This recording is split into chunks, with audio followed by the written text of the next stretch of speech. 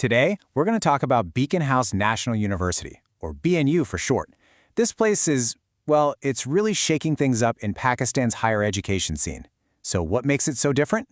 Let's get right into it. Okay, so right off the bat, here's the big thing you need to know. BNU is Pakistan's first ever not-for-profit liberal arts university. Now that's a mouthful, but those two parts are super important.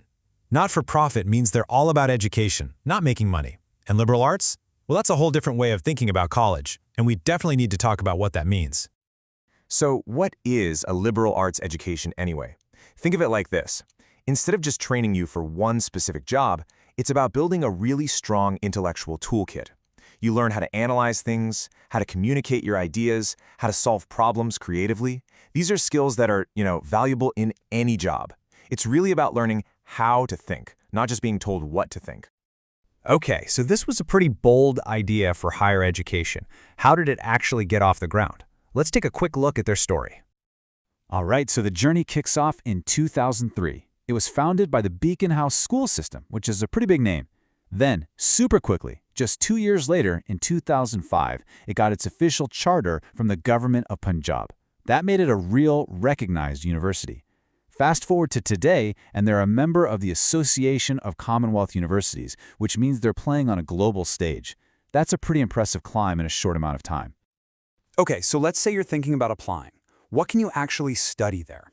This is where that whole liberal arts thing gets really cool, because the options are, well, they're huge. The whole university is broken down into 8 specialized schools. And look at this list. It covers everything from visual arts and design to computer science and management. The real magic here, though, is how this fits the liberal arts idea. You can go deep and specialize in your chosen field, but you're also encouraged to, mix and match, collaborate with people from totally different departments. That's where a lot of innovation comes from. And this isn't just your standard old-school curriculum. BNU is definitely looking ahead. I mean, check this out. In their IT school, you can get into things like artificial intelligence and cybersecurity. Over in the media school, they're doing stuff with immersive media. We're talking about the fields that are literally shaping our future. And it's the same story on the business side of things. The School of Management Sciences isn't just teaching textbook Business 101. No, they're offering specializations in stuff that's in super high demand right now, like fintech, business analytics, and entrepreneurship. They're basically training you for the economy of today and tomorrow. But college isn't just about what happens in the lecture hall, right?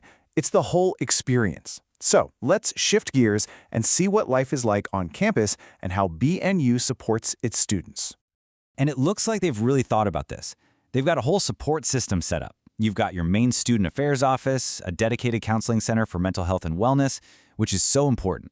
Then there's the Career Development Center to help you figure out internships and jobs. Even the basics like hostels and a health center are right there on campus. It really feels like they've built a whole ecosystem to help students succeed. And all of that support helps build a real sense of community. I think their tagline here just nails it. Become the part of our tribe, experience the BNU vibe. It's not just come to our school, it's join our tribe. That really points to a lively, tight-knit campus culture. Okay, so BNU isn't just focused inward on its students. It's also trying to make a real impact on the world outside its walls, positioning itself as a place where big ideas are discussed and innovation happens. And check this out. This is a huge deal. BNU is the very first university in Pakistan to get certified by the WWF as an eco-smart campus. And that's not just some sticker they put on their website. It's a serious certification for a real commitment to sustainability. We're talking everything from reducing waste to protecting local biodiversity. They're setting an example for the whole country. It's also a place where big conversations happen. They're hosting policy dialogues on things like regional connectivity with China, talks on climate change with the UNDP, and they have this Pakistan Talk series where they bring in major leaders. And the best part? It means students are right there getting exposed to these massive real-world issues and the people who are trying to solve them. This quote from one of their journals really sums up their whole academic vibe. We welcome contributions that question boundaries, unsettle singularities. Okay, it sounds a little academic, but what it's really saying is, don't stay in your lane. Challenge the old way of doing things. Mix ideas from different fields. It's basically a mission statement for creative and critical thinking.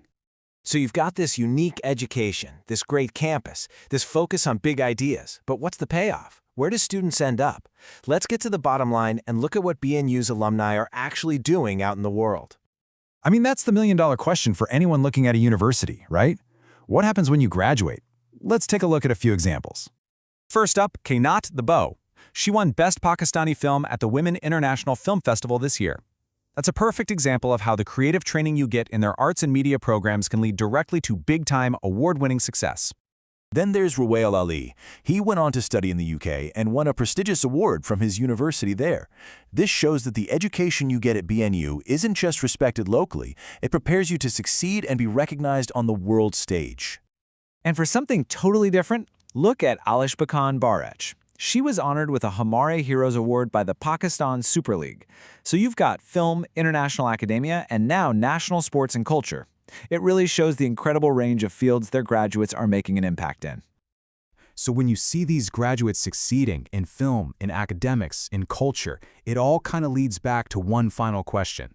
BNU clearly provides the launch pad, but if this is what they achieve, what will your story be?